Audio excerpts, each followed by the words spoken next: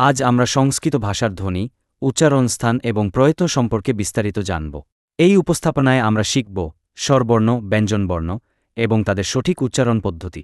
सूत्र तुल्यास्य प्रयत्नं सवरणम् অর্থাৎ যেসব বর্ণের উচ্চারণ স্থান এবং প্রয়ত্ন একই তারা স্ববর্ণ। क ख ग घ थ ছ দ ধ। এইভাবে আমরা বর্ণগুলোর মিল খুঁজে পাই। আ ই ই উ উ রি এ এ ও অ। স্বরবর্ণের বিশেষত্ব হল এগুলো স্বাধীনভাবে উচ্চারিত হয়।